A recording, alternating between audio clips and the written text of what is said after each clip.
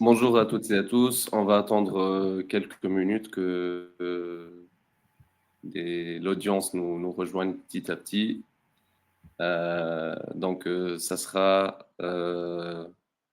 Donc aujourd'hui, le sujet, c'est de la passion à la profession, comment lancer son business de traiteur à domicile.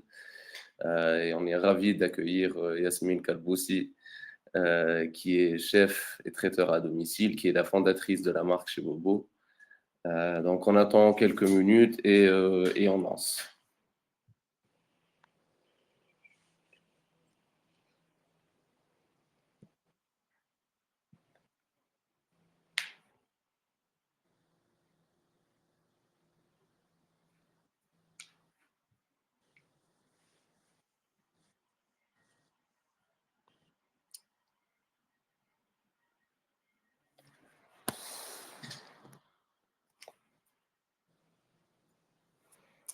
Je pense qu'on est prêt. Bienvenue à tous. Très content de faire ce premier webinaire avec Coolwalk. L'objectif aujourd'hui, c'est de parler un peu du métier de traiteur à domicile. On va parler de quelques concepts de base. On va parler surtout de l'étude de marché, du business plan, des aspects légaux et fiscaux. En fait, pour donner un peu de cadre, c'est une série de 3 épisodes. L'objectif, c'est vraiment d'attaquer à chaque fois un axe important de ce métier. Aujourd'hui, on commence vraiment par le b.a.-ba de l'entrepreneuriat. On va parler vraiment de ce métier, des avantages, il y a de certaines fausses idées aussi. Et on a trouvé que la meilleure manière de le faire, c'était de le faire avec quelqu'un du terrain. Et du coup, c'est Yasmine qui est avec nous aujourd'hui. Donc, pour déjà vous parler un peu de qui suis-je et ce que c'est Coolwalk. Donc, moi, je suis Malek Chekourou. Je suis un ingénieur en mathématiques de formation. J'ai travaillé pendant plusieurs années dans le monde du conseil, en informatique et en data. J'avais fait quelques initiatives entrepreneuriales avec Borderless, qui était une initiative entre plusieurs associations. On travaillait sur des sujets migratoires. Et aujourd'hui, en fait, avec ma passion pour la cuisine, je me consacre pleinement pour une nouvelle aventure. Pour moi, c'est pas tout à fait nouveau. Ça fait plusieurs mois que je suis en plein temps sur Coolwalk. Et l'idée de ce projet, c'est vraiment de mettre en relation des cuistots qui travaillent chez eux et puis des clients et accompagner les cuistots à se structurer, à augmenter leurs ventes, etc. Je suis content, du coup, comme je l'avais déjà dit, d'accueillir Yasmine. Je te passe la main, Yasmine, pour te présenter. Merci Melek. Bonjour à toutes et à tous. Merci beaucoup pour cette belle introduction. Alors moi, je m'appelle Yasmine, je suis fondatrice de la marque chez Bobo, comme Melek il a introduit. Et voilà, j'avais pas toujours été chef, mais j'ai fait des études à la Sorbonne pour des études de littérature. Après, je viens d'entamer un master en sciences politiques et affaires publiques. Et voilà, parfois, ça nous prend des années pour savoir ce qu'on veut vraiment faire, sachant que je l'ai toujours su, mais il y avait quelques contraintes et voilà, c'est pas toujours facile de poursuivre son rêve, même si parfois ça se vend comme ça, oui, poursuivre ton rêve. Mais bon, voilà, je suis dans cette activité depuis presque 3 ans maintenant, officiellement depuis 2 ans.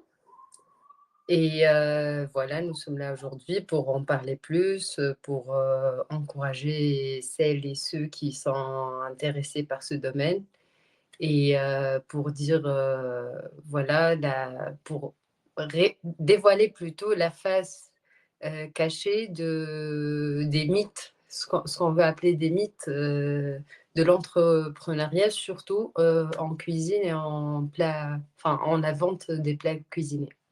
Voilà. C'est un sacré parcours, Yasmine. Non, vraiment, hein, et je pense que ça va être inspirant pour beaucoup de gens.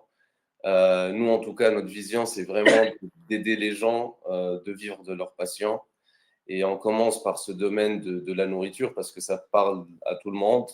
Il y a beaucoup de gens qui sont passionnés par la cuisine et qui se posent énormément de questions. D'où je vais commencer? Est-ce que ça vaut le coup? Et donc, on va parler de tout ça ensemble. Donc, avant d'attaquer le vif du sujet, je pense qu'il est important quand même que je présente un peu Kuluak. Donc, Kuluak, c'est une marketplace de plats faits maison. Donc, ça, c'est notre produit phare. Donc, on connecte les passionnés de cuisine avec des chefs locaux talentueux. Et on offre aux chefs des services d'accompagnement pour les aider à développer leur talent et de devenir des entrepreneurs culinaires. L'idée, c'est que chaque personne puisse développer son projet, puisse devenir un détenteur de marque ou une détentrice de marque, et puis vivre de sa passion. Donc aujourd'hui, nous avons lancé notre site web. Donc on compte donc depuis 2 mois de lancement de ce site.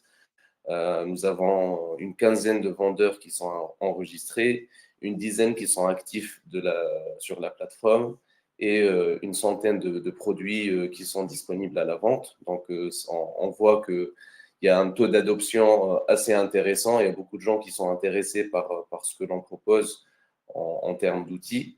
Et puis, il y a tout ce qu'on fait d'un point de vue accompagnement. Donc, ça inclut l'accompagnement sur le marketing, sur le business, sur les aspects juridiques et fiscaux. Et en fait, ces webinaires d'introduction, ces webinaires de learning, on va dire, ça rentre dans notre volonté à mieux éduquer par rapport à ce sujet. Je vais parler rapidement du parcours pour devenir un vendeur sur Kuluak. Donc, c'est très simple. C'est à partir de notre site web. Donc, on a une page dédiée pour les cuistots qui souhaitent s'inscrire. Ensuite, on va étudier le dossier du cuistot, son offre. Et une fois que c'est validé, bah, le vendeur ou le cuistot aura un espace qui est dédié à lui où il peut mettre à jour, modifier, ajouter ses produits et commencer à vendre très rapidement. Voilà, je voulais être bref quand même par rapport à cette description. L'idée, c'est vraiment de parler du métier, du cuistot, de traiteur à domicile. Et donc, je te passe la main, Yasmine, pour parler de l'étude de marché dans ce domaine. Donc, qu'est-ce qu'une étude de marché? Je te passe la main. Merci, Melek. Alors, si on arrive à ce point-là, si on cherche, c'est quoi l'étude de marché? Si on est déjà à ce stade où voilà, on a un ordinateur ou une feuille et un stylo devant nous et on va dire, voilà, on va étudier le marché, on va se lancer dans cette activité. Il y a plusieurs facteurs qui sont importants, qui sont hyper importants. Déjà, on est situé où géographiquement? Quand je dis on, c'est-à-dire le projet, parce qu'à partir du moment où on va dire on va devenir auto-entrepreneur, nous, c'est le projet. Notre vie, c'est la vie du projet. Voilà. Si je suis en France, c'est pas la même clientèle qu'en Tunisie. Si je suis en France, en Île-de-France, c'est pas la même clientèle qu'à Bordeaux ou à Marseille. Si je suis au sud de l'Île-de-France, c'est pas comme le nord, c'est pas comme l'est, c'est pas comme l'ouest. Et même dans ces zones géographiques, il y a beaucoup de différences en fait. Quand je dis différence, voilà le type de la clientèle, c'est des familles, Notre produit il va être dédié à des gens qui travaillent, à des étudiants, à des lycéens, à des mères de famille, à des célibataires. C'est vraiment très important de savoir à qui est destiné ce produit qu'on va présenter au public. Donc, et pour ça, moi, je trouve que le meilleur moyen déjà, c'est de savoir ses capacités. Qu'est-ce que moi, je veux faire? Parce que tout le monde peut faire de l'argent maintenant à partir de, en vendant de la nourriture, enfin, des produits de la cuisine. Si je peux demain ouvrir un kebab ou un resto burger et ça va, voilà, ça va bien marcher. Mais est-ce que pour ça, c'est pour ça que j'ai fait l'auto-entrepreneuriat? Non. En fait, il faut déjà se spécialiser dans maximum une ou deux choses, d'accord?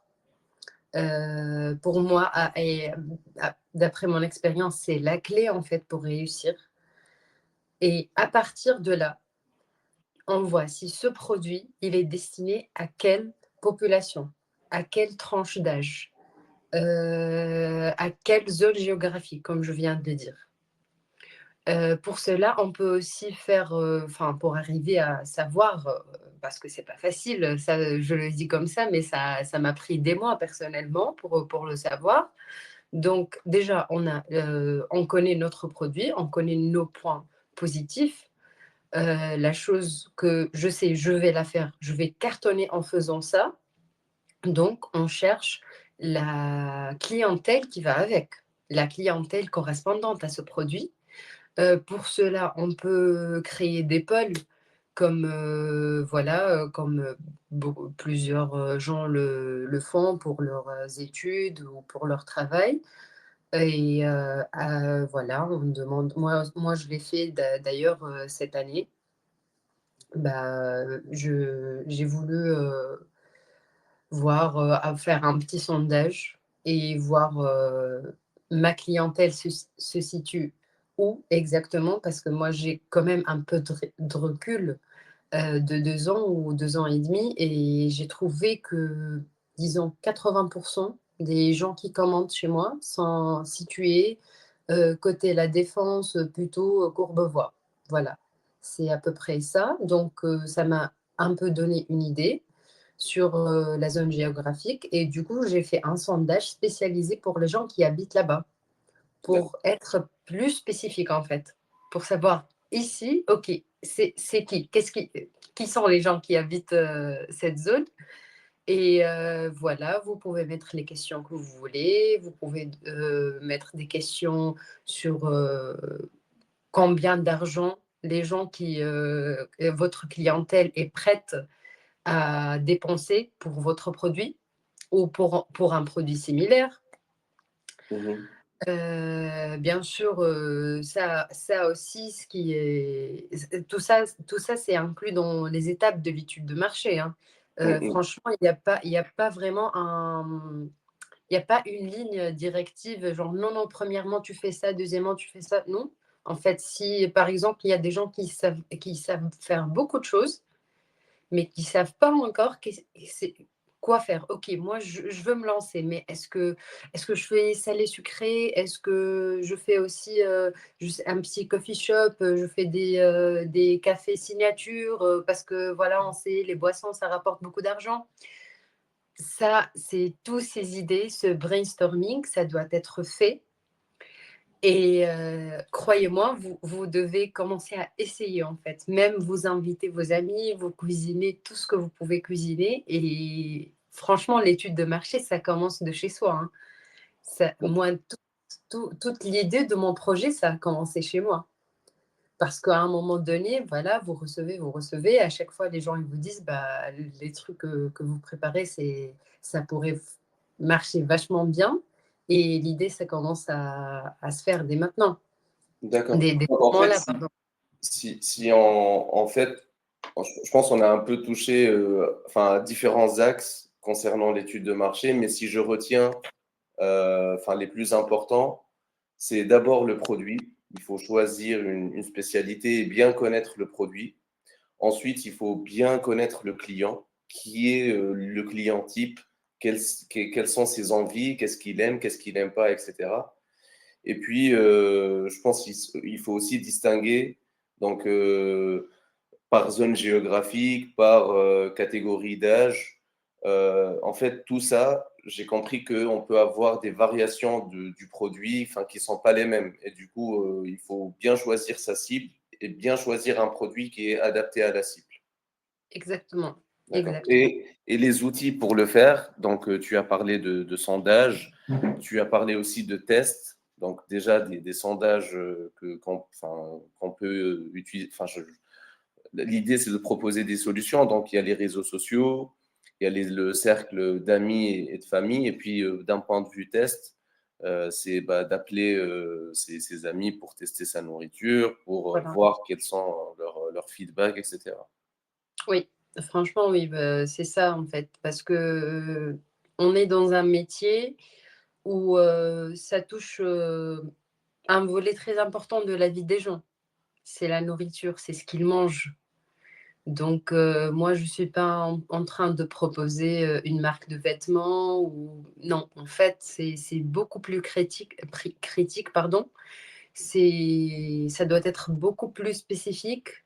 C'est un marché extrêmement évolutif. Il y a tous les jours de nouvelles choses. C'est pour cela que c'est très important et je réinsiste, Mm. pour choisir une spécialité et exceller là-dedans. D'accord. Ça, c'est primordial, mais ça reste mon avis personnel, hein. Mm, mm, Si mm. je dis non, moi je veux tout faire, voilà, je fais boisson, je fais tout moi-même, salé, sucré, je fais aussi événementiel, je fais aussi la location du matériel pour les mariages. Franchement, je vois pas le projet évoluer plus que, allez, une année, deux, hein, parce Non, que c'est voilà. très intéressant hein, parce que finalement, tu connais maintenant bien cette industrie, on va dire. J'essaye, Euh, j'apprends tous les jours, hein. ouais. Et concernant, du coup, les tendances, du coup, si je comprends bien, c'est très évolutif et donc il faut toujours se former, si je comprends bien. Et est-ce que tu penses que la clientèle, elle est très exigeante cette industrie? Et pour moi, l'hypothèse que je fais que oui, un red flag, c'est un red flag. Souvent, quand on va dans un restaurant et qu'on n'aime pas l'expérience, on n'est pas tenté de revenir. Est-ce que c'est pareil pour les traiteurs? En fait, oui et non. Ok. Je suis d'accord avec toi. Heu, Personnellement, toi, moi, je ne sais pas, quelqu'un qui est amoureux de la cuisine, qui va dans un restaurant, comme tu as dit, l'expérience, OK, elle est pas ouf. C'est bon, ciao, basta, je reviens plus. Mais il y a aussi, l'autre bout du monde, l'autre partie des clientèles qui non, je connais ce prestataire, je vais, c'est lui qui va assurer mon événement et même si la qualité se dégrade, non, je reste fidèle à ce prestataire. Pourquoi? Le prix, je le connais, voilà, je le connais depuis des années, je peux pas le changer et là, on parle, vraiment c'est typiquement le client tunisien. D'accord. Et en fait, c'est ça qui parce que là, voilà, on est en Île-de-France, il y a beaucoup, beaucoup, beaucoup de restaurants tunisiens. Il y a énormément de traiteurs tunisiens et voilà, on est très fêtard, on a beaucoup d'événements, d'occasions et c'est là où on a tendance à faire appel à quelqu'un pour nous assurer, voilà, sur, la nourriture et tout. Heu, le truc, c'est que les gens, est-ce qu'ils vont, choisir Voilà. Est-ce qu'ils vont être vraiment exigeants? Non, je veux la meilleure chose, je veux la meilleure prestation, voilà. Ou non, je veux quelque chose, voilà, je veux faire un buffet salé, c'est tout. Je m'en fous si c'est bon ou pas. Bah, l'essentiel, je l'ai fait. Et l'essentiel, c'est quelqu'un que je connais. Et voilà, je m'en fous de la dégradation du produit. De toute façon, c'est comme ça partout. Donc, il y a plusieurs types de clients. Et c'est là aussi où il faut savoir avec quel type on veut travailler. Parce que moi, personnellement, j'aime beaucoup le client exigeant, hein. Franchement, parce que c'est un client qui t'oblige à faire de ton mieux, à évoluer à chaque fois, à être, voilà, faut pas être dans la zone de confort dans ce métier.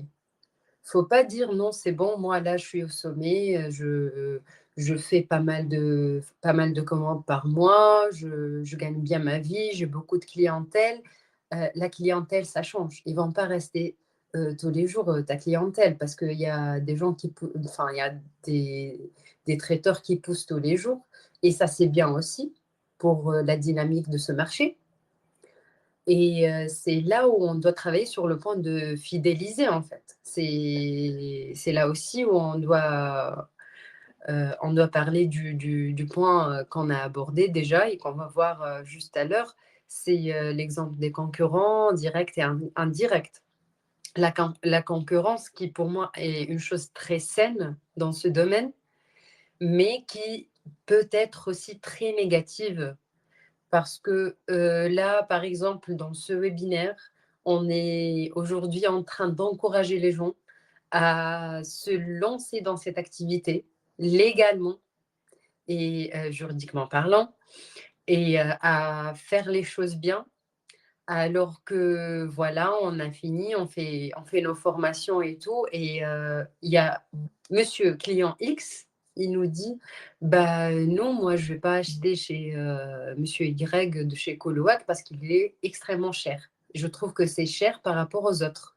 Autres, 2 points, définition, gens qui travaillent dans le noir, comme on dit, black, qui déclarent pas, qui payent pas d'impôts,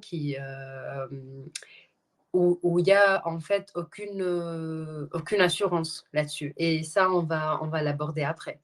On va l'aborder effectivement. Oui, En fait, je veux revenir sur une phrase que tu as dit que je trouve très intéressante. C'est que tu as dit: «Moi, je veux bien travailler avec le client exigeant parce que le client exigeant, il me fait évoluer». Et je trouve que c'est une manière très intéressante de voir les choses parce que, en fait, on est vraiment dans une optique de croissance et d'apprentissage continu, en fait. C'est pas, on n'est pas vraiment dans le ponctuel, on veut faire de l'argent, et puis on s'en fout de la qualité et ça, c'est des exemples qu'on voit un peu partout, hein. C'est pas vraiment limité, à ce métier et puis il y a aussi la vision qui dit: «Bah, moi, en fait, je veux que mon client, bah, me donne des feedbacks, me montre, comment je peux évoluer» et je pense c'est vraiment, si on parle de concurrence, en fait, tu as bien, enfin, tu as bien fait, de parler de cette concurrence qui est aussi, qui a aussi ses en fait, ses avantages et ses inconvénients, hein. Travailler au black ou ne pas travailler au black, tu peux profiter de certaines choses, mais au final, c'est pas le même mindset, c'est pas la même mentalité. Tu en as oui, qui sont dans cette optique de lanceurs de projets, d'entrepreneurs, et puis d'autres qui vont entreprendre quelque part, mais qui manquent aussi certaines bases et qui, tôt ou tard, je pense, sera contraint de rechallenger un peu cette dynamique. Parce que, on va en parler tout à l'heure, mais au final, c'est le premier frein de cette croissance, en fait. exactement. Peut-être, Yasmine, si on parle un peu de d'autres exemples, concurrents directs et indirects, je sais que bah, du coup, il y a la restauration classique, donc aller dans un restaurant pour Oui, manger, enfin, je sais pas, pour n'importe quelle occasion. Il y a il y a les dark kitchen aujourd'hui, c'est aussi des marques. Donc, pour ceux qui ne connaissent pas, les dark kitchen, c'est des cuisines virtuelles. En gros, c'est des restaurants, mais qui n'ont pas un local pour consommer, en fait. C'est destiné juste à la livraison.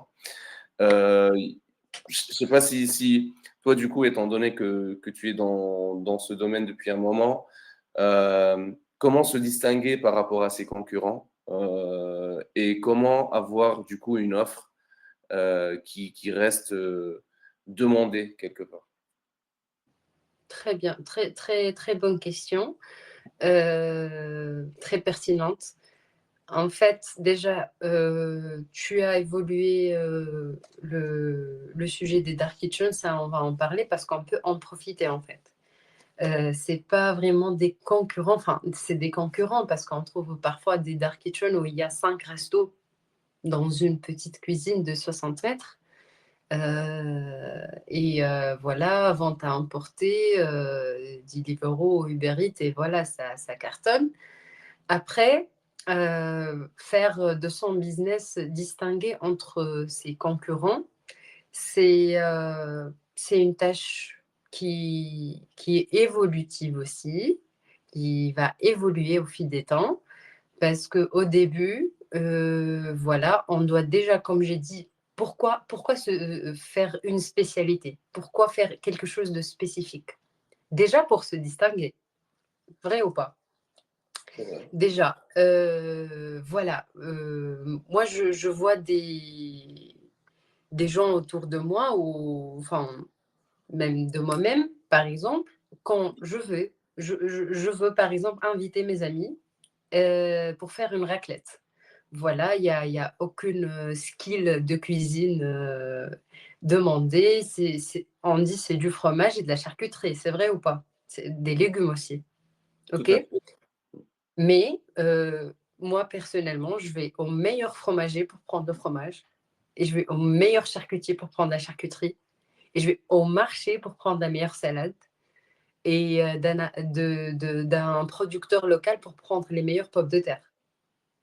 D'accord? Le sel et poivre, je prends le meilleur. Je prends un sel, je sais pas, de Himalaya ou un truc comme ça, je le mets dans un petit moulin, parce que en fait, c'est l'expérience. C'est l'expérience que tu vas offrir à tes clients qui va te distinguer. Est-ce que, les feedbacks que tu vas recevoir quand les gens, les premiers feedbacks, par exemple, que j'ai reçus, qui m'ont poussé vraiment à continuer dans ce métier, c'est, quand on mange, on sent que c'est maman qui a préparé ça. Franchement. Est-ce que Mmh. tu continues ou pas après avoir entendu ça? Bien sûr. Et voilà, déjà, moi, j'essaye de faire de ça ma devise. Genre, vraiment, j'essaie d'envoyer cet amour, cette chaleur de maison dans mes plats. D'autres, par exemple, ils peuvent, travailler, je ne sais pas, sur, la fusion. Il y a toujours un message qu'on peut transmettre à travers ce qu'on prépare en cuisine. C'est pas juste, voilà, un plat, tu le manges, et tu es rassasié et basta. Non, c'est pas du tout ça. Quand même, on est en 2024. Tout a évolué, même, l'expérience culinaire, je crois que de plus en plus, on en a besoin de plus en plus. En fait, aller dans un restaurant chaîne, X qui vend, la même chose, ici et ailleurs, c'est pas la même expérience que de commander ces plats, pardon, de chez Colouac, de chez un traiteur qui fait spécifiquement, par exemple, les brunchs faits maison. C'est pas comme aller, au centre de Paris et faire un brunch chez X ou Y. C'est pas du tout la même chose. Il y a un artisan qui s'est levé probablement 4 ou 5 heures du matin pour vous préparer spécifiquement pour vous ça et tout est fait maison. Les produits, c'est des produits qui respectent, enfin, que le cuistot, pardon, respecte. Alors on va parler dans notre webinaire, c'est quoi respecter un produit? C'est vraiment une expérience qu'on te vend. Donc mon message pour, les gens qui veulent se lancer en entrepreneuriat, en cuisine, c'est de trouver leur devise, de trouver le message qu'ils veulent transmettre à travers leurs produits et de se distinguer à travers ça parce que comme tu l'as dit, les restaurants, il y en a énormément, les dark kitchen, la vente à emporter, il y en a à gogo, donc il faut vraiment, vraiment se distinguer parmi tous ces gens-là à travers voilà, une spécialité et à travers une devise, un message, une spécialité, par exemple, quelque chose de très spécifique que les gens vont retenir. Voilà, quand je pense à ce plat, c'est une personne que à laquelle je vais faire appel. D'accord. C'est très intéressant. Et, et oui, je suis complètement d'accord. En fait, en fait, si chacun il s'approprie une marque qui est propre à lui, s'il s'approprie une vision qui est propre à lui et qui transmet dans ses produits, finalement, je pense que le client il va le sentir. Enfin, l'idée de penser à ça comme une expérience culinaire, comme un voyage, bah, c'est très important en fait. Parce qu'aujourd'hui, il y a une multitude d'offres et on va vraiment dans le spécifique. Enfin, finalement, plus l'expérience elle est riche, bah, plus le client il est satisfait. Et Oui. je pense que c'est très important par rapport aux besoins et aux attentes des clients potentiels. Euh, je vais parler aussi d'un autre point avant de passer au stream, enfin, à la partie suivante. C'est quand tu as parlé du fait que, en fait, enfin, ce qu'on fait via ce webinaire, c'est de dire, c'est d'encourager les gens à, euh, à se lancer dans cette activité. Et que finalement, enfin, moi aussi, c'est mon avis, c'est qu'une concurrence saine, enfin, c'est en fait un écosystème de concurrence saine ne fait que avancer le métier en tant que tel. Et donc, Exactement. plus aujourd'hui, enfin, on peut prendre n'importe quel exemple, hein, mais aujourd'hui, dans ce métier, bah, plus en fait, il y a des traiteurs qui, on va dire, entre guillemets, font bien les choses, font bien leur offre, etc., bah, plus les clients ils vont tourner vers ce métier-là. Plus ils vont le privilégier par rapport à la restauration classique, par rapport aux chaînes de restaurants qui finalement n'offrent pas des expériences, comme tu disais, très riches.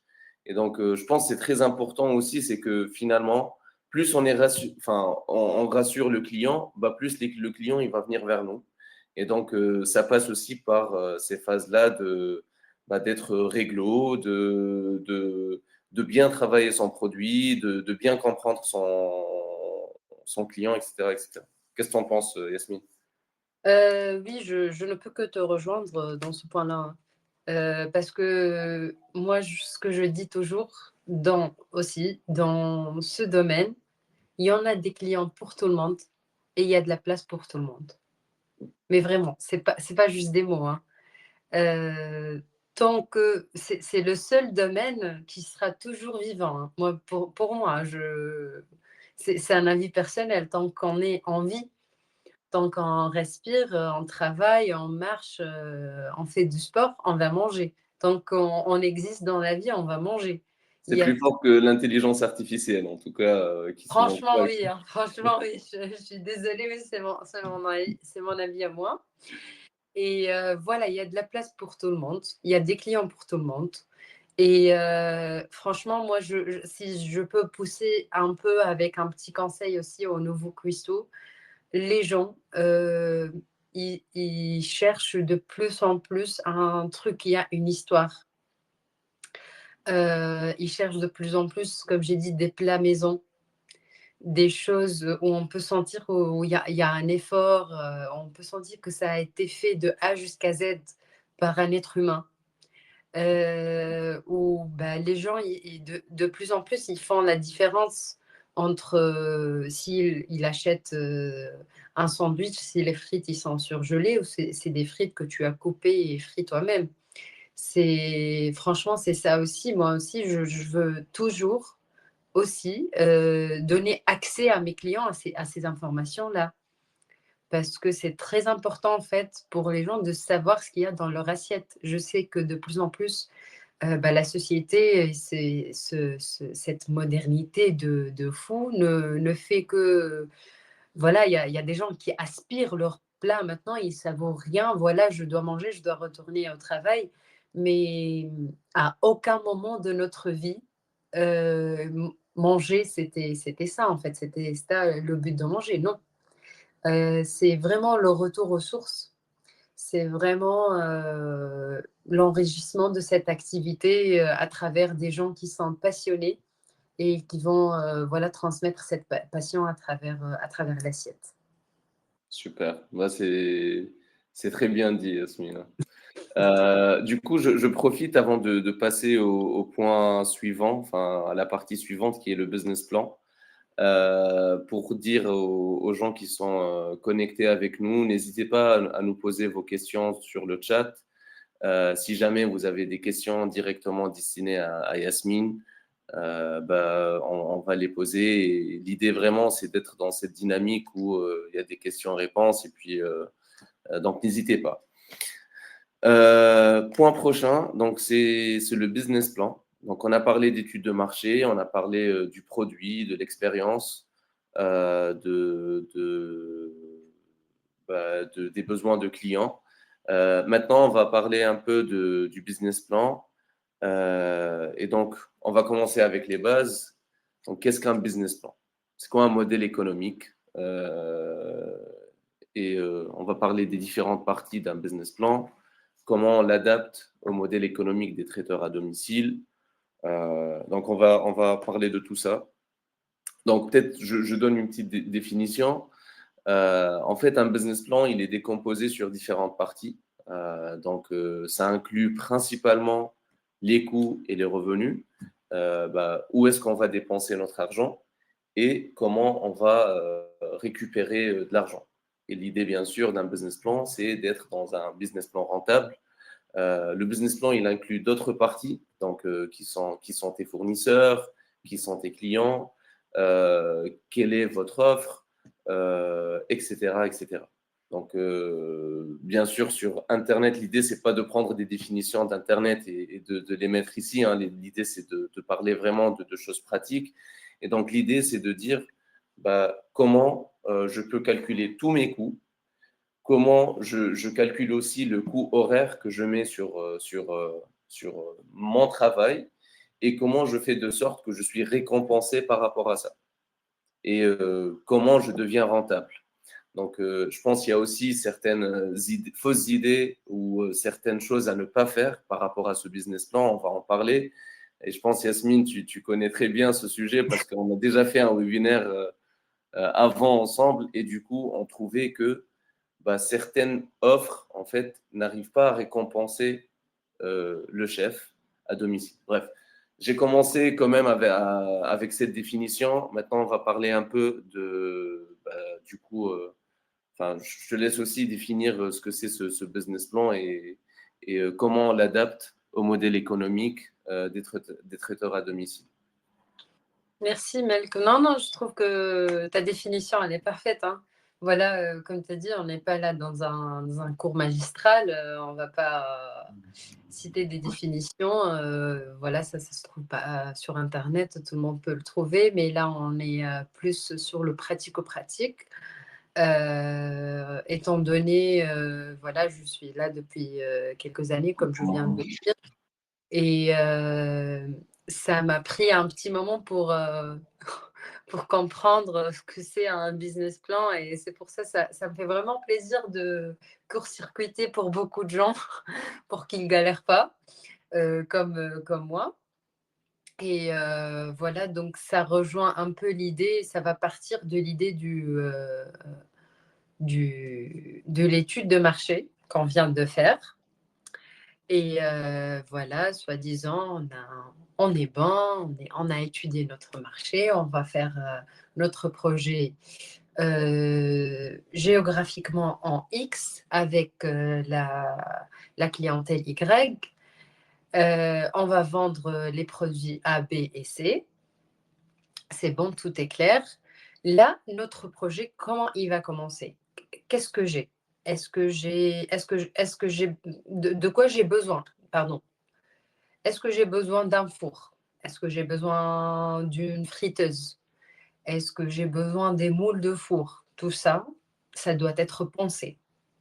Donc moi, qu'est-ce que je fais? Par exemple, moi, je fais mon projet, c'est un bar à pâtes ou bien je fais que les pâtes, par exemple.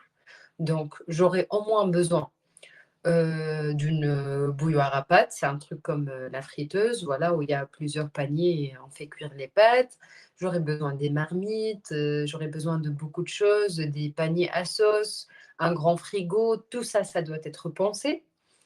Euh, Déjà, j'ai fait ma liste de quoi j'ai besoin, des ustensiles, on va dire, où je vais acheter ça.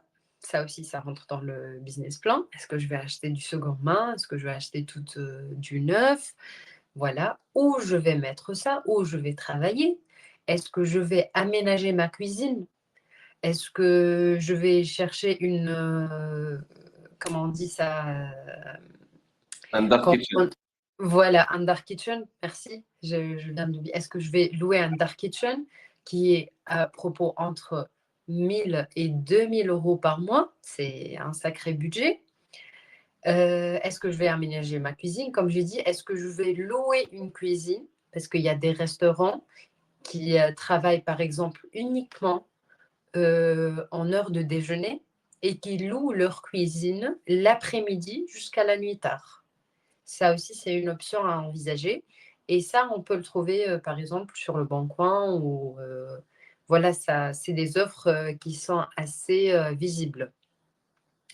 Voilà, donc on va se dire de notre tête que je vais commencer l'activité, mais comment? Mes matières premières en majuscule, où je vais avoir ça, comment je vais avoir ma carte pro, est-ce que j'ai accès au magasin Métro pour ceux qui ne connaissent pas, Métro, c'est un magasin pour, les outils, les matières premières, tout ce qui concerne les traiteurs et les cuisiniers, les chefs de restaurant, tous, mais vous devez avoir une carte en fait pour y accéder. Par exemple, quand vous prenez la périphérique ou un truc comme ça, vous trouvez un grand métro. Voilà, ça, c'est pas une station de métro. Ça, c'est un grand magasin où on vend voilà, des matières premières beaucoup moins chères, bien sûr, que de les acheter chez Monoprix ou autre. Voilà, donc les matières premières, ça c'est important. Si on va faire de l'importation aussi, il faut penser à ça, ça rentre dans le business plan. Et ça, c'est des choses auxquelles on pense dans un business plan spécial cuisine qu'on ne pense pas dans un autre business plan. Je crois que tu es d'accord avec moi, Melk. Oui. La conservation de mes aliments, les formations que je dois faire, est-ce que je peux commencer euh, là maintenant à travailler? Est-ce que je dois attendre? Voilà ma réglementation. Est-ce que j'ai accès à des aides de l'État? Est-ce que comment me faire inscrire dans la chambre des artisans? Voilà, tout ça, ça s'écrit dans une feuille ou dans un ordinateur pour les amateurs de la technologie. Et tout ça, ça se pense. Et vous voyez sur Internet aussi, ça aussi, c'est les points positifs quand même. Je ne suis pas très contre la technologie, hein. Mais il y a des générateurs de business plan, en fait. Oui.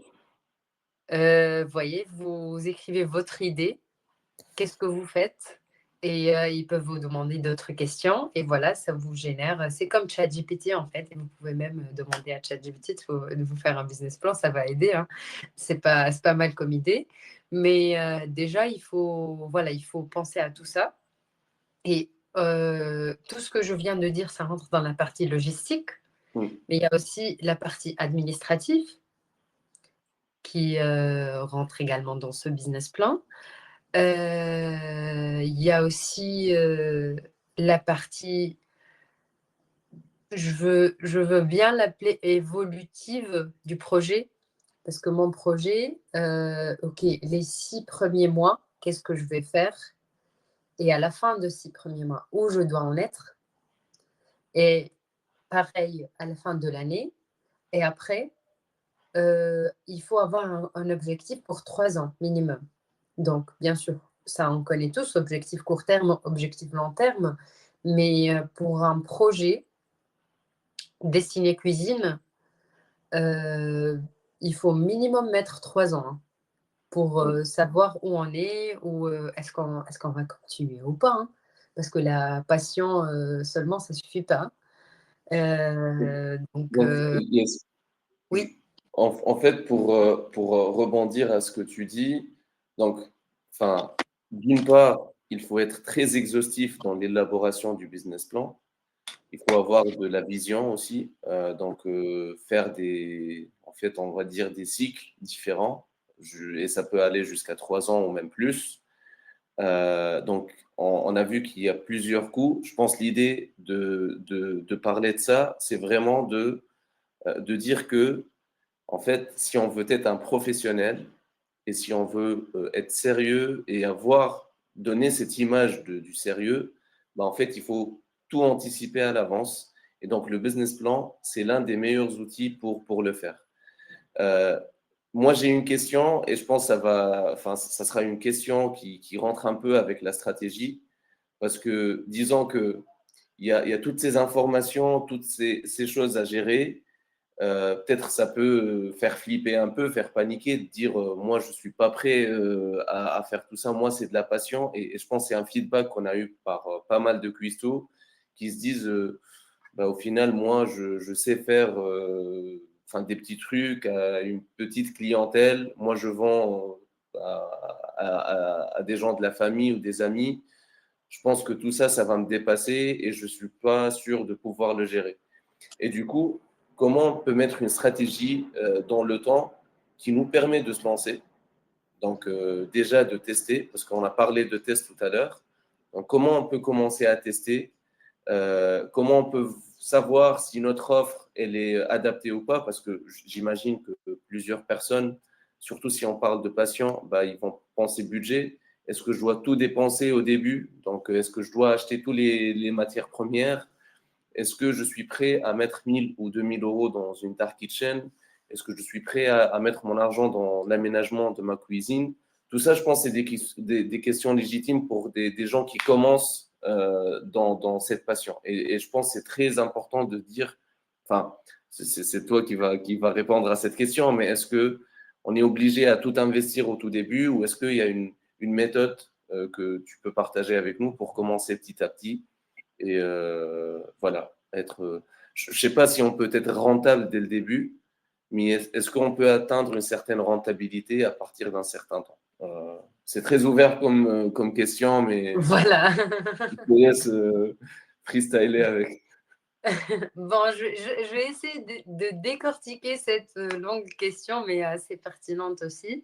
C'est des questions tout à fait légitimes, hein. Et personne n'a commencé avec une dark kitchen. Il s'est dit, bon, allez, voilà, je vais acheter un frigo 3 mètres sur 6 et 2, 3 fours. Voilà, pourquoi pas 3, 4 petites plaques pour commencer. Non, personne ne commence comme ça, on est d'accord. Personne ne commence comme ça. Donc, déjà, au début, il faut commencer par un produit. Moi, je dis un produit. Et je ne vous mens pas, hein. Vous commencez par un seul produit. Voilà, un seul produit. Le coût, il n'est pas très élevé. Vous perfectionnez ce produit, vous le proposez à des amis, vous le proposez à des collègues au travail. Après, les gens, ils vont aimer. Après, les gens, ils vont l'acheter, ce produit. Et voilà, toi, ta spécialité, c'est ce produit-là. D'accord? C'est bon. Première partie. Est-ce que ça serait rentable au début ou assez rentable au début? Non. Mais au moins, vous n'allez pas perdre. Ça, je vous l'assure. Par exemple, sur un coût de 20 euros, on va dire, voilà, au début, on va gagner 40. D'accord? Donc, il y a déjà les 20 avec lesquels on a le capital avec lequel on a commencé et voilà, tu as gagné, tu as mis dans ta poche, 20 euros. C'est pas énorme, OK? Mais Ça évolue avec le temps et avec aussi la quantité, parce qu'au début, on est d'accord, personne ne nous connaît. Moi, quand j'ai commencé, c'était une idée d'une amie qui avait l'anniversaire de son petit et qui m'a dit: «Bah, écoute, je fais pas confiance à tous ces prestataires, qui travaillent, au black, voilà, je sais pas leurs produits, je sais pas s'ils sont propres ou pas. Au moins toi, tu es mon ami, tu nous fais toujours, des petits milliardis salés, j'aime bien. Est-ce que ça te dit de le faire?» Et là, j'étais, à la même place des cuistots dont tu parles. J'ai peur, je peux pas faire pour beaucoup de gens. Alors moi, que je fais maximum, un petit plateau pour mes amis. J'étais confrontée à faire, je crois, aux alentours de 5 kilos de minardis salés, qui fait 7 plateaux. À ce moment-là, je ne savais pas si j'avais la capacité ni les moyens de les faire, mais parce que c'était mon ami, j'ai voulu lui faire plaisir et je me suis poussée, en fait. C'est là où aussi ça rejoint l'idée des clients exigeants, parce que je sais, elle est comme moi, elle veut un truc propre, nickel, qui soit joli, qui soit bon, qui soit bien garni. Voilà, tout ça, je me suis fait cet objectif et voilà, c'était gagné à la fin, parce que cet anniversaire, ça m'a fait, ça a fait bouger mon business pendant plus qu'1 an, hein. D'accord. Un seul événement. Donc, Et, il faut commencer par tester déjà un seul produit. Ça, c'est mon conseil. Comme ça, le coût, il n'est pas très élevé. On n'a pas besoin de beaucoup de matériel. Et oui, on n'achète pas tout d'un coup, tout, tous les équipements. On n'achète pas tout, toutes les matières premières tout d'un coup. Non, ça, c'est non, parce que ça, on ne va pas gagner comme ça. On et doit, l'une des questions, du coup, parce qu'on a pas mal parlé de coûts, oui. comment établir une bonne stratégie de pricing? Comment on peut pricer nos revenus, enfin notre offre? Comment on fait ça? Bah, en fait, c'est simple. Ça peut paraître, difficile, mais c'est simple, en fait. Heu, on va revenir au sujet des pâtes. OK. Un plat de pâtes basique, on va dire, sauce marinara, voilà, la sauce tomate. Il me coûte en matière première, pas cuisinée, hein, matière première, je vais dire 2 €. D'accord? Moi, je fais le calcul des matières premières, mais aussi, est-ce que moi, je prends les matières premières et je le mets dans un paquet et j'envoie? Non. Il y a aussi, l'eau, l'électricité ou le gaz. Ça aussi, on fait le calcul de ça. Deuxième facteur et troisième facteur, il y a un micro facteur aussi, on va le calculer à la fin. Troisième facteur, c'est le coût de mon heure en tant qu'artisan. Et Bien c'est sûr. là où on revient au sujet des concurrents qui sont beaucoup moins chers et dit: «Mais non, j'ai appelé quelqu'un, il m'a donné, la moitié de votre prix». Mais parce que cette personne-là, elle n'est pas en train de calculer son heure. Bien sûr qu'elle va être moins chère. Mais moi, je fais ça, full time. It's my full time job. Je vis de ça, c'est mon seule activité, je ne le fais pas à côté. Donc je dois vivre de ça. Donc et là, franchement, chaque artisan, même légalement, hein, il a le droit de fixer le coût de son heure, qu'il trouve, voilà, qu'il trouve que voilà, ça c'est le coût de mon heure. Et voilà, c'est En fait, trop. votre stratégie, enfin, ta stratégie, Yasmine, c'est une stratégie. Donc, tu vas calculer tes coûts et en fonction de tes coûts, tu vas donner, enfin, trouver, Et après calculer tu tes fais revenus. x3, tu fais x3 en fait. Ok, ok. En fait, il y en a d'autres, juste pour dire qu'il y en a d'autres qui utilisent d'autres méthodes, mais du coup, enfin, ta méthode, et je pense qu'elle marche bien, très bien pour toi. oui, Il y en a d'autres qui vont en faire le benchmark des concurrents et ensuite dire, OK, je vais faire la moyenne ou je vais faire moins cher que les concurrents. Tout ça, c'est d'autres possibilités. Mais je pense, ce que j'ai compris de ta méthode, c'est que si tu veux valoriser ton travail, bah, vaut mieux calculer son heure de travail, calculer tous les coûts et ensuite dire que moi, je veux faire tel bénéfice ou tel. Et ensuite, en fonction de ça, bah, fixer sa stratégie de pricing. exactement. En fait, il y a beaucoup de stratégies, comme tu as dit. Bah, moi, je dis ce que je fais. Mais voilà, personne n'est obligé à suivre ça.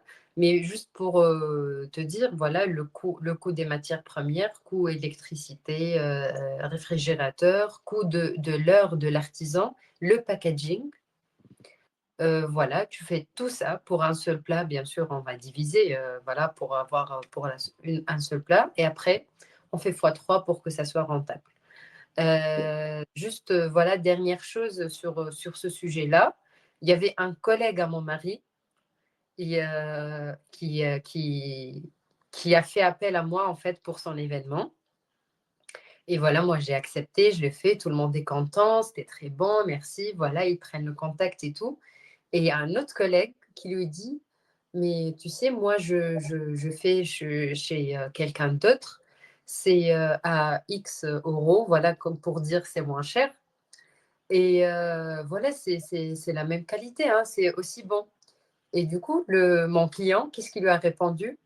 Il lui a dit, si c'est pas assez cher, c'est pas assez bon. Ça peut pas être aussi bon. Il m'a dit, Ouais. c'est pas assez cher. Il m'a dit, nous, les Français, on a un mot qu'on dit, c'est pas assez cher.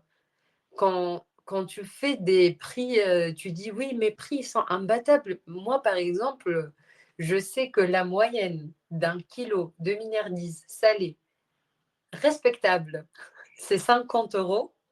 Tu me le vends à 25 et 27, il y a un truc qui ne va pas. Je l'achète Hmm. pas. Je le prends même pas gratuitement. Hmm. Il y a un truc qui ne va pas certainement, hein. D'accord. Et au final, il y a vraiment un truc qui ne va pas. Au final, c'est ça. On se rend compte de ça. Non, non, tu as raison. Bah, déjà, merci pour cette anecdote et cet exemple. Euh, on va essayer peut-être d'avancer, Yasmine, parce que je vois le temps passer. La vie. Ouais. Mais je dis qu'on va peut-être dépasser de quelques minutes. L'idée, c'est aussi de parler de choses, des mythes. On va parler de ça rapidement, histoire de ne pas trop dépasser l'heure. Donc, les aspects légaux et fiscaux. On va parler sur les réglementations spécifiques à la vente de plats faits maison. Donc, on va partager des liens avec vous qui sont très pertinents et vous pouvez nous contacter pour vous parler de ça. Mais peut-être, donc, je vais lire ces phrases et tu vas me dire, Yasmine, qu'est-ce qui est mythe, qu'est-ce qui est réalité. Donc, je ne déclare pas pour gagner plus d'argent, je ne déclare pas pour simplifier les choses à mes clients, je ne déclare pas pour fidéliser mes clients, je déclare mon activité pour me protéger et être en sécurité, je déclare pour être assuré. Euh, pour être auto-entrepreneur, je dois être diplômé. La procédure administrative est très longue à compléter. Il y a beaucoup de paperasse à faire afin de compléter mon dossier. La démarche en ligne n'est pas simplifiée. L'administration est très lente dans la gestion de mon dossier. Donc, il y a beaucoup de choses, il y a beaucoup de phrases. C'est des feedbacks qu'on a eus, honnêtement. Qu'est-ce que tu peux dire de tout ça? Donc, je vais commencer par la première page et je passerai sur la deuxième. Ok. Bah, déjà, on ne gagne pas autant d'argent quand on ne déclare pas. Ça, c'est sûr. Ça simplifie pas les choses à tes clients. Ça fidélise non plus les clients, certainement pas. Et voilà, quand on déclare, bien sûr qu'on est protégé en sécurité. Je ne dis pas ça parce que je travaille chez la NEF ou quelque chose comme ça, non, hein. Je suis totalement auto-entrepreneur. Mais je dirais plutôt que travailler au black, quelque chose que j'ai fait et que je regrette énormément à propos. C'est un grand frein, c'est le plus grand frein pour ne pas évoluer. Parce que quand on voit tous les avantages qu'on a, quand on est déclaré, quand on est inscrit dans la Chambre des artisans, quand on a un numéro fiscal, quand on a un numéro SIRET, ça simplifie beaucoup, beaucoup et énormément de choses. Et non, c'est pas du tout compliqué. Tout se fait en ligne à travers un lien. qu'on peut aussi, que vous pouvez trouver déjà à travers le lien où il y a toutes ces informations plus détaillées avec les aides de l'État et tout. Voilà, il te parle en deux, trois lignes. On te dit, voilà comment devenir auto-entrepreneur. Et voilà, hop, un lien, devient auto-entrepreneur. Et franchement, c'est pas une arnaque, hein. C'est le lien que j'ai utilisé pour lancer mon projet. C'est très intuitif, c'est très simple. Les gens, ils sont à l'écoute. Ils sont réceptifs pour les mails et tout. Et voilà, on n'a pas besoin d'être diplômé quand on veut faire du salé surtout. Pour le sucré ici, il faut avoir un CAP, mais aussi, même bonne nouvelle pour ceux et celles qui veulent faire des pâtisseries, il y a des formations CAP accélérées en 2 semaines, 3 semaines, un mois même, et vous avez votre diplôme et vous pouvez vous lancer. Il y a la procédure, voilà, comme j'ai dit, elle est assez simple. Il n'y a pas beaucoup de paperasse, vraiment. Quand on est en règle, voilà, ça passe crème et la démarche, elle est simplifiée. Il y a une seule formation, ça, elle est non négociable, de 14 heures, une journée et demie, qui se fait tous les jours de la semaine. Si vous voulez la faire demain, vous allez trouver un créneau pour demain. Franchement, ça se fait, c'est très simple. Ça s'appelle le HACCP. C'est en gros, c'est la formation pour vous protéger, pardon, par rapport à tout ce qui est risque alimentaire, intoxication, à l'utilisation adéquate de votre cuisine pour ne pas se faire brûler, pour ne pas causer des intoxications aux gens, pour bien utiliser vos produits, pour bien les préserver, pardon. Ça donne les ABC de ce métier parce que voilà, on est passionné, tout le monde en fait des plats chez nous, mais on n'est pas vraiment. Moi, j'ai beaucoup appris pendant cette formation. C'est 14 heures, mais c'est dense, c'est costaud. Ça coûte pas cher. Vous pouvez le faire à travers votre solde de formation. Et voilà tout, hein. C'est pas du tout compliqué. Et moi, par exemple, je vous encourage énormément à se lancer dans cette activité en toute règle. Parce que moi, quand je faisais ça juste pour les plaisirs et quand j'avais peur de me déclarer, et voilà, non, ils vont prendre mon argent et je sais pas quoi, alors que j'en faisais pas beaucoup déjà, j'ai Donc là, reçu. là, je mets un tableau récapitulatif qui montre Voilà, moi, quels sont les atouts voilà, à de l'époque, déclarer son activité. j'ai reçu une offre, j'ai reçu une offre pour un grand événement et ça pourrait me rapporter énormément d'argent, mais j'étais pas déclarée. Première chose, le monsieur, il me dit: «Bah, je facture» et moi, je dis: «Je suis désolée, je peux pas vous fournir ce service. Je ne peux pas travailler, voilà, parce que j'ai pas déclaré». J'ai regretté tellement. C'était ce jour-là, ce jour même où j'ai décidé que je vais faire tout en règle. Déjà, j'ai pas beaucoup travaillé au black, hein, mais voilà. Donc, quand vous êtes déclaré, toutes les opportunités sont ouvertes. Vous pouvez travailler avec des sociétés, vous pouvez travailler avec des organisations, avec le gouvernement. Vous êtes en fait sur le vrai marché parce que au black, vous n'êtes même pas sur le marché.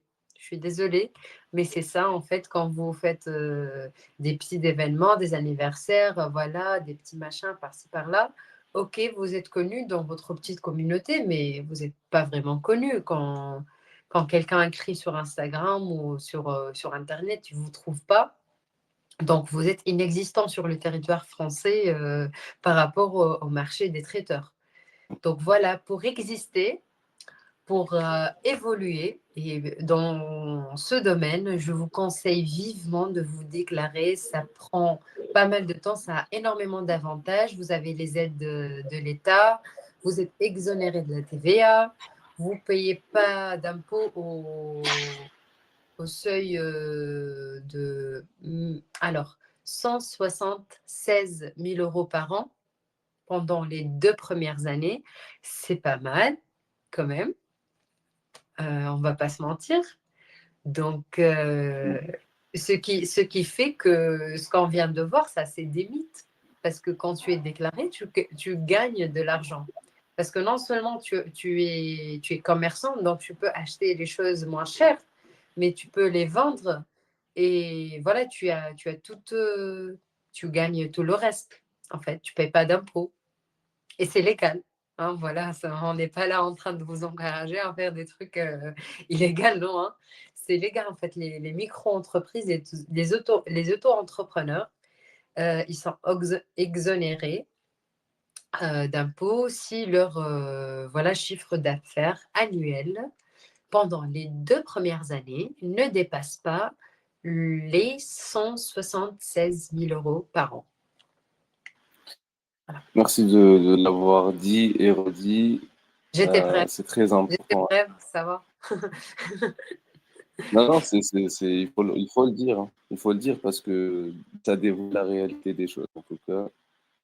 Non, Et ça et montre à pour quel point, en ne fait, c'est pas vous un mentir, facteur hein, clé parce de qu'ils peuvent croissance. vous mentir, les gens, hein, ils vous disent non, travail au black, c'est pas bien, ils vont prendre votre argent. Bon, alors là, surtout les liens qu'on va vous donner là, c'est le site du gouvernement français. Donc voilà, c'est Non, c'est bien. Merci Yasmine. On va parler donc, on va essayer de conclure et parler des prochaines étapes. Donc, pour résumer, aujourd'hui, on a parlé d'études de marché, on a parlé du produit, de la cible, du client, on a parlé de sondage, de connaître sa clientèle, de tester le produit. On a parlé aussi de business plan, comment on l'adapte au métier du traiteur à domicile. On a parlé de stratégie de coût et de stratégie de revenus. Et enfin, on a parlé aussi des avantages de déclarer son activité. Je pense qu'on n'a pas le temps pour prendre des questions, mais si jamais vous en avez, n'hésitez pas à nous écrire. Rapidement, je vais parler des prochaines étapes. Donc, comme je l'ai rappelé, comme je l'ai dit au tout début, donc ce webinaire fait partie d'une série de 3 webinaires avec l'objectif de mettre en lumière le métier du traiteur à domicile. L'idée, c'est que ce webinaire, il a porté sur les aspects business, juridique et fiscal du métier. Les prochains, ils vont parler plus du côté opérationnel du métier et ensuite du marketing, etc. Yasmine, avant de peut-être conclure rapidement, je vais parler d'avantages qu'on a réservé aux participants de ce webinaire parce qu'on veut inciter les gens à nous rejoindre. Donc, vous pouvez, en participant à cette série, profiter davantage en s'inscrivant sur notre plateforme. Donc, comme je l'ai dit, coolwork.com, devenir traiteur. En donner 30 minutes de coaching, tickets de sponsoring et une assistance gratuite pour la création de votre espace Coolwork. Donc voilà, plein d'avantages. N'hésitez pas aussi à le proposer à vos connaissances, ceux qui peuvent être intéressés. Yasmine, je te donne le mot de la fin. C'est très important. Merci déjà beaucoup et je te laisse le mot de fin. Merci beaucoup, Melek, et Koloak aussi d'avoir pensé à moi et d'avoir cru en ce projet, en mon projet et en projet de tous les autres cuistots.